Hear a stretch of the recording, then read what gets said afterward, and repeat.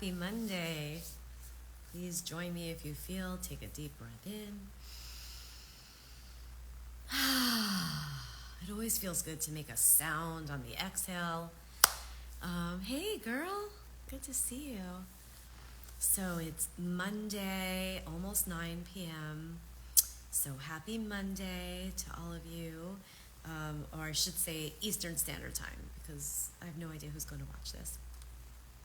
I was just sitting outside before it got dark, and I was having the most beautiful breaths and journaling session, and then I started getting bitten. I don't think you could see those, but I think you could see these. I just got bit pretty badly.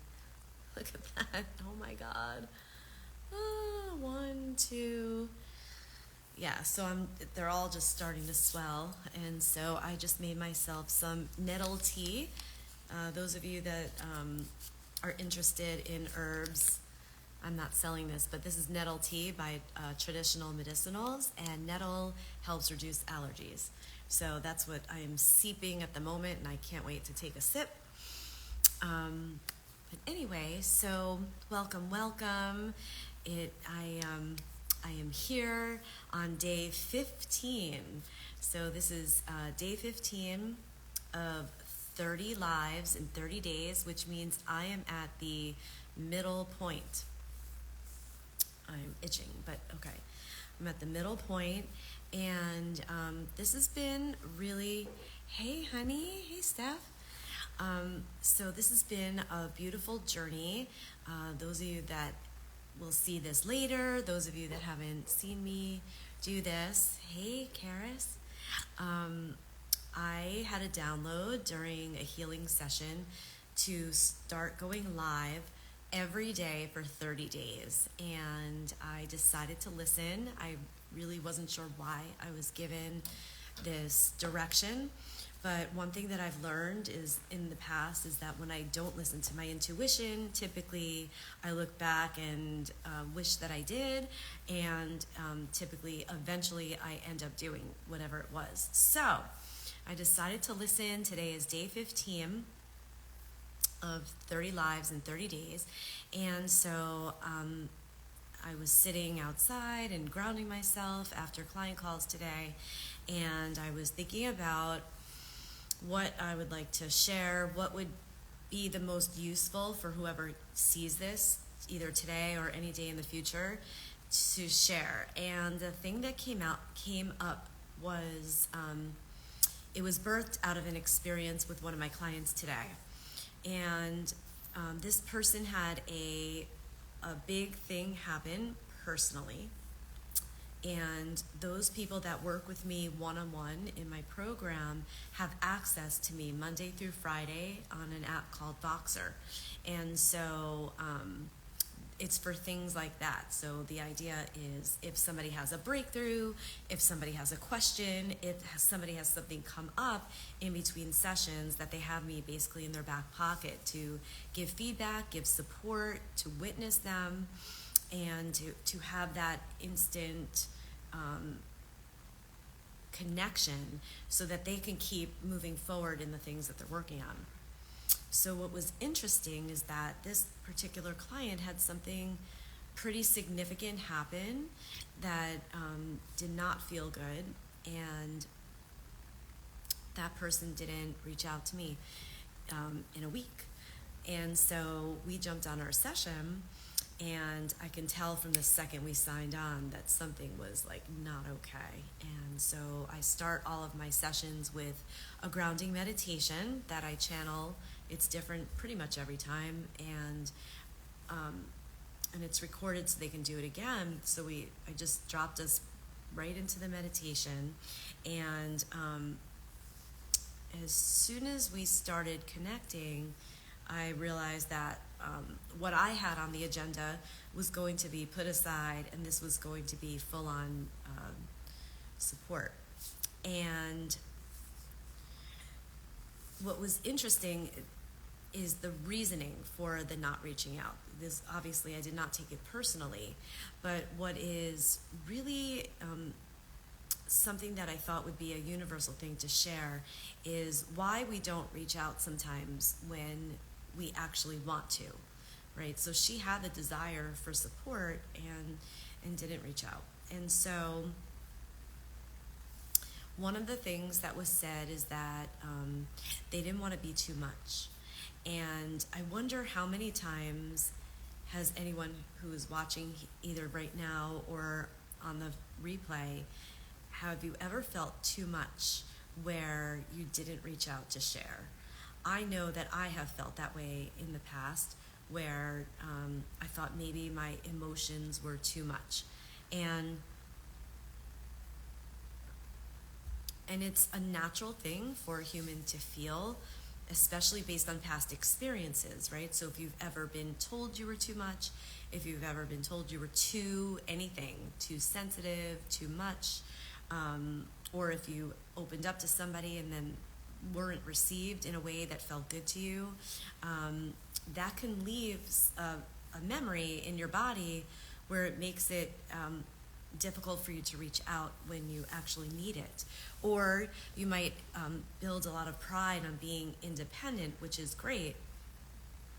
There's a nice balance called interdependency. So we don't want to build codependence, but we also don't want to be overly independent where we're not open to receiving the love and support that will actually accentuate your growth and open up your heart to feel loved.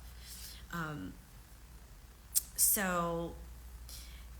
there's another part to this that's really interesting. So the people that like to give all the time, and I notice a lot of people in my profession, and including myself, I have been there, where I like to be the one receiving your story so I can either help you alchemize it or I can reflect back to you, I can celebrate you, and I feel very, very comfortable in that space, which I guess is part of the reason why I became a coach. But the thing is that if you're always the one giving, then you don't give another person the gift of giving, right? So if you are like me or like my client who feels more comfortable maybe in the giving space, well, I don't know if that person's more comfortable in the giving space, not a good example, but for me, I'll speak for myself that I am more comfortable that way. Over time, I've learned also how to receive and how to ask for support because of the benefits of it. But I can understand the feeling of oh, I might be too much. What I have to say, it might be too much. And there are some people that it might be too much for. But the people that are here for you and that love you and that have an open heart and that want to hear your stories, want to see you succeed, can hold space for you when you are struggling. If you don't share with them, then you actually rob them of that joy of giving to you. It's a very interesting concept that I'm not sure if a lot of people think about, right? That if I share with you something trusted in my heart, that it's actually a gift that I'm giving you too. And I wonder if anybody has ever felt that conflict of, well, I don't know if I want to share. I might be too much. It might be too heavy. It might be too, it might be too great. Somebody might not be happy for me, this kind of thing. But so there is some discernment on who you share with. And I've talked about that in other videos during this 30-day challenge. But if you're discerning and you pick the people that are here to love you, here to support you, here to celebrate you, here to hold you, then first of all, you're giving that person a gift of giving to you. Second of all, you are actually amplifying the energy. You're amplifying love frequency. I was listening on a podcast this morning to a woman. She's a very well-known speaker and author, and I'm blanking out on her name. But anyway, she was talking about a retreat that she just led for women who have lost children. and she was talking about the power of being together and supporting each other and being there for each other in a way that you don't have to be okay. And I thought that was so beautiful. I hold my circles in that way, that you come and you bring whatever emotion that you have, because we want to see the authentic you, and that's the part of you that's beautiful. When you strip away all the masks, all the having to look a certain way, and just come and be you. I think that's a part of why I was guided to do these 30 days is like, these are not curated talks, and a lot of the days, like, I didn't feel like doing this, and as I mentioned the other day, I enjoy my quiet time, but it feels really nice. Hey, Gracie.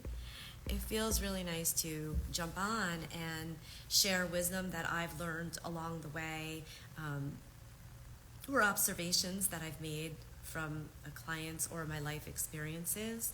And so I think that when we share our stories, we can see that we're not all so very different. And also, when we look on social media, typically we show, our prettiest pictures, our happiest pictures. We don't always show the other parts. And so, anyway, so may I digress? But yeah, so that was what came up today, was the idea of, this person has me, as her space holder, and was afraid of being too much. And of course we worked through that together, and it was so beautiful, and there was some tears and some happiness and some peace. And so find your tribe, find your people, find your person, that you don't have to ever think about being too much. And sometimes that could be a little bit of a journey, especially just depending on your history and experiences. This weekend, I got to spend some time in some sister circles myself. Well, sister groups. We weren't really in circle. And it was super nice. We got to celebrate Stephanie's birthday, who was on earlier, and Barb's birthday, Barbie. And it's just really nice to see everybody come together and dance and just really, like, come together to support and just be joyous and fun. And of course, that's not really the space for sharing, well, for deep healing sharing. But I did have one side. I'm usually that girl at a party that's having a deep conversation on the side, because that's my jam. That's part of my makeup. And so I did have a sister confide in me about some energy that she was receiving from another person, and it was really nice to be able to even hold space in a really light way to reflect back to her some things. That it was very interesting, because the person that she was feeling that energy from, I don't think that it was being directed at her. And so sometimes you might pick up energy if you are sensitive, if you are empathic, you might pick up on things that people are going through inside that have nothing to do with you. And so it's always great to ask the question, if you're feeling something from somebody, is it mine? It might have nothing to do with you. So, and I did another live on that already, so I'm not going to go into that very deeply. So let's see if anything else wants to come through. Feels like that might be it. Yeah. Well, it just feels really good to be in my commitment to myself, even without a whole long thing to go into. It's been really nice to have a balance of being connected with people this weekend and having alone time and taking care of my little furry friend over here. And and just getting back into the groove this Monday with client calls. Tomorrow I'll be doing some certifications for people who are training in Jolie John's certification for prosperity energy healing, which is a modality that I'm certified in, and am planning on holding a ceremony, I think, towards the end of July. So, yeah, so some good things coming up. We get to move through deep feelings. That modality actually is very cool because it guides you through a process where you go deep into your emotions. If you stay with an emotion and get out of the actual story for 60 to 90 seconds, it dissipates. And you could do that through the body. Hey, welcome. Thanks for joining. So if you stay with an emotion for 60 to 90 seconds and like really stay with it and jump out of the story, it can dissipate. So, oh, am I having connection issues? Oh, maybe you are. Okay. Well, you'll be able to see the replay. I hope it's not me. It looks like I'm still live. Somebody is saying connection issues. Anyway, yeah, so the client that I was working with today who was upset, who had a big thing happen, she wasn't, and as she was talking about what happened, her body began to react. So I can see you're fine. Okay, thank you. And so her body was starting to react. And so we just stopped talking about the story for a moment. And we just got right into the heart and we started breathing. And I gave her some techniques. And we just walked through it so that we can listen to the body and just tell. If we tell the body, you're safe, or if I say to you, you're safe, the body doesn't necessarily believe that. So we get to show the body that we're safe. So the same, and we wanted to show that part of this client who was afraid that they were going to be too much. I wanted to show this person that they weren't too much and that that person could bring nothing that was too much for me, and that I was holding space in a very solid, open way. And so when the body started to respond, we held the body and we held the energy and we gave it the attention that it needed to dissipate on its own. And this is something that even 10 years ago, I would have handled differently 10 years ago. 10 years ago, I always believed in the mind-body connection, but I didn't understand the depths of somatic healing that I do now. And so it is helpful to analyze and to understand why you feel a certain way based on stories and based on history. It's actually very important. And without the piece of working with the body, with working with the limbic part of the brain that doesn't have language, it just has feeling. And so we get to teach the body without words about what it's like to feel safe, to be seen, to dissipate the energy.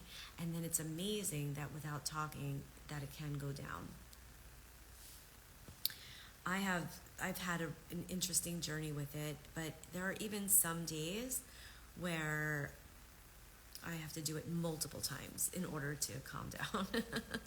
So, but it is a beautiful, beautiful process, and I think it's actually more effective when you're witnessed by somebody.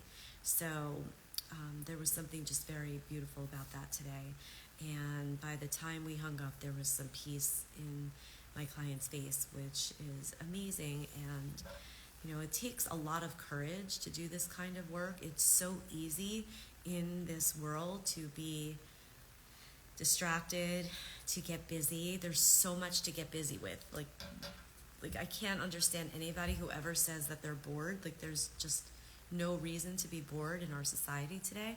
And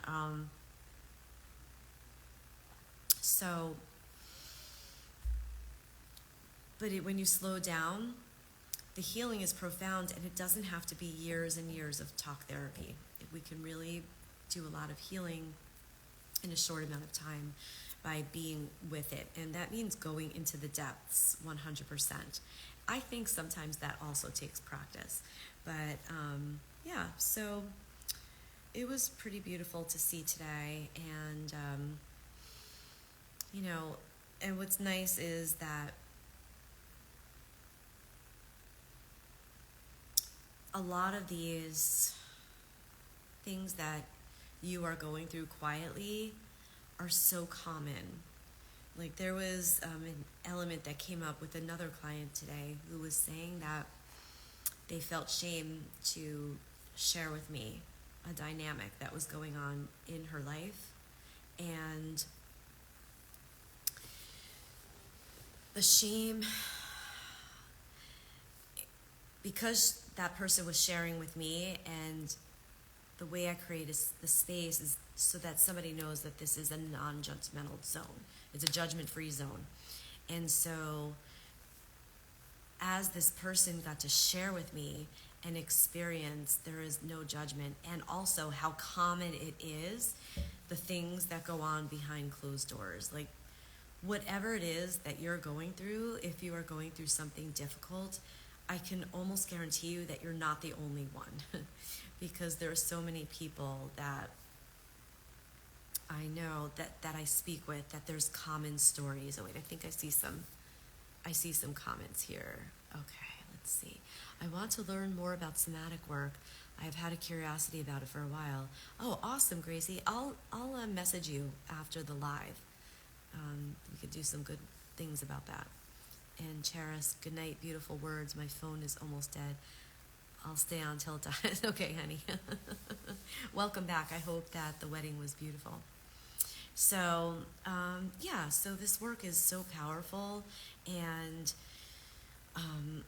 it's been a game changer for me. And because most of us live in our heads, like we have, of course, we want to be smart, we want to have thoughts, we want to, discern, and we want to problem solve. And it seems that some of the things that we go through get to be moved through our body from the neck down. And it's so much more common. You'll hear, if you're in this type of world, you have probably seen the word somatic healing in a lot of different places. And so that's where I have been. Hey, Lauren. That's where I've been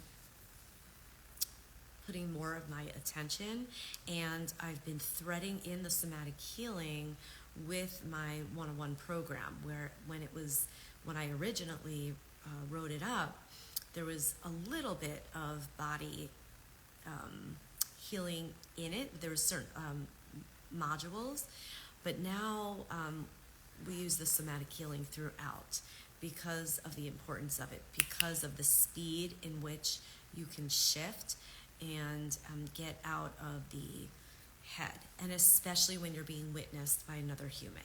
Because I even notice when I work with my coaches that when I'm being witnessed, I can typically shift faster.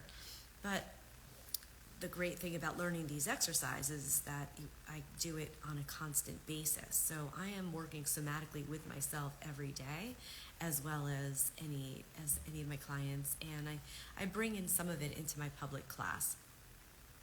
So what else can I share tonight? I think that's it.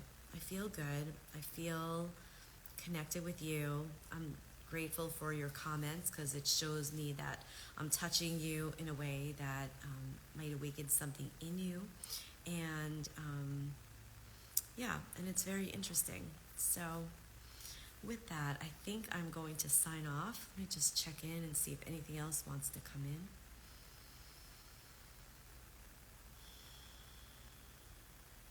Yeah, so just remember to give the gift to somebody if you are feeling called to share. Of course, when you are being called to keep things private within yourself, honor that, right? So this is not to say to go ahead and share so that you give the gift to somebody to, hold space for you. That's not the intention.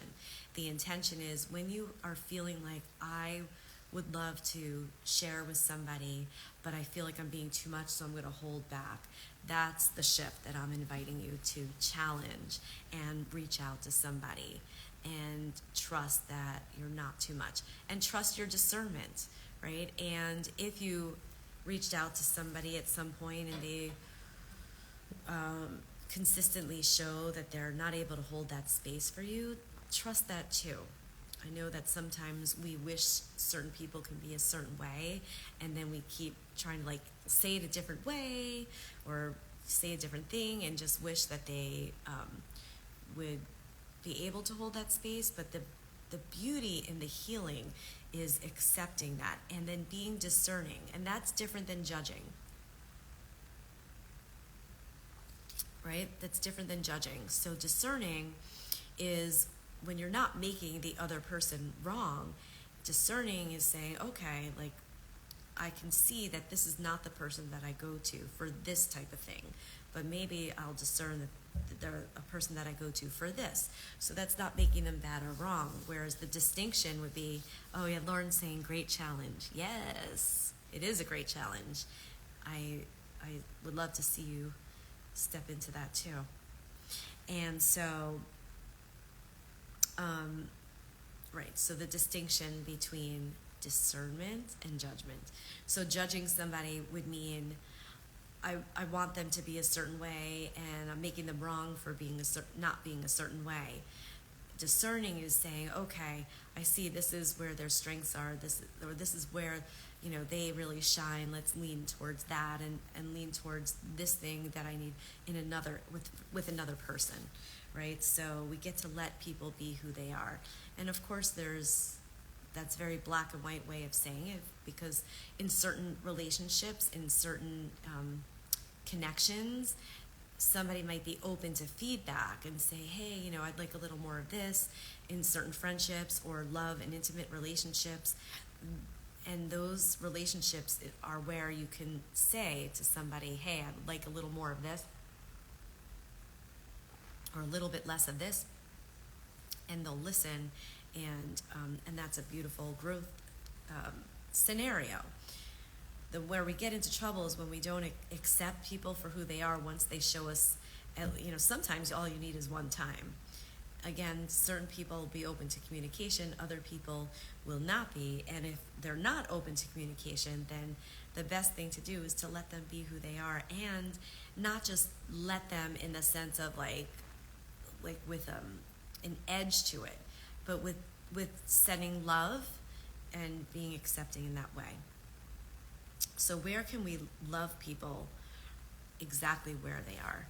And that's like a really beautiful challenge, because that frees both you and the other person. So, and that's where, like, just tying it back to the session today that inspired this live today. So this person had something happen, and the person that was on the other side of the scenario, this person is having to come to peace with where the other person is, even though it's not what that person desires. So sometimes there's grief in that, right? So we can grieve for what we wish was and is not, but when we get through the grief, as we move through the grief, it brings us to acceptance. And there's a peace in that. There's a peace in that. There's an empowerment in that. And then it's mutual love, because you can send love to that person and to yourself when we have full acceptance of the whole scenario, even through the grief. And we can grow through grief. And we don't have to shrink through grief. And we don't have to live our lives feeling like we wished something was different. So it takes work, it takes awareness, it takes practice, and it's possible. So I think I'm going to leave you with that tonight, because it's 9:15 and I'm doing my best to not talk for an hour, because once I get started, I can. All right, well, I'm sending you all so much love. Reach out to somebody, give them the gift of listening to you only when you feel called to be heard, when you want to be held. Don't hold back because you feel like you're too much. Discern and pick the right person. If you're not sure who, feel free to send me a DM. And yes, and just sending so much love. And if you like these kinds of talks, I give a little teeny tiny Dharma talk in my classes Wednesday night. I'll be at Casa Mana Bliss Wednesday at 7:30 p.m. And and keep your ears peeled. I am planning some other things that I'll be announcing soon. All right, sending so much love.